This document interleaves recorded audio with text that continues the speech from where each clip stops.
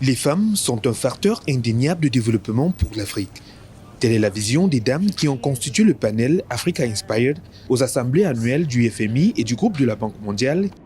L'Afrique est la seule région du monde où les femmes s'intéressent davantage à l'entrepreneuriat par rapport aux hommes, selon la Banque mondiale. En effet, plus de 26% des femmes en âge de travailler en Afrique se lancent dans la création d'entreprises, contre seulement 5% en France, par exemple.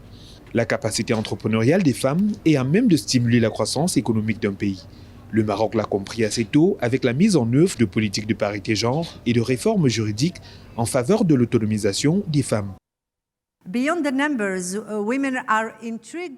Au-delà des chiffres, les femmes apportent une contribution significative dans diverses fonctions gouvernementales et non gouvernementales. Cette étape importante est le résultat de notre approche globale qui a commencé avec notre nouvelle constitution de 2008 et qui garantit l'égalité des sexes dans tous les domaines. Notre pays a fait de l'égalité des sexes une priorité pour le développement durable.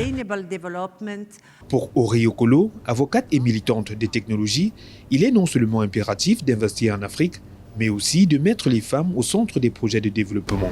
L'avocate nigériane pense que l'échec des entreprises et des politiques de développement économique sur le continent s'explique surtout par une mauvaise étude, une mauvaise compréhension des réalités africaines, avec des investissements très souvent mal orientés et un mauvais casting d'entrepreneurs.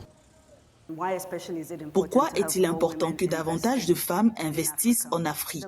Les fonds sont souvent orientés vers les mauvais types de projets, aux mauvais types de bailleurs de fonds, à des personnes qui ne comprennent pas le contexte africain et qui disent finalement que l'Afrique est trop risquée, que le capital risque ne fonctionne pas en Afrique. Il est très important de disposer de modèles qui déterminent où vont les capitaux, qui comprennent le contexte unique et les défis liés à la création d'une entreprise évolutive en Afrique et qui peuvent associer des personnes expérimentées comme moi pour déployer ce capital aux entrepreneurs.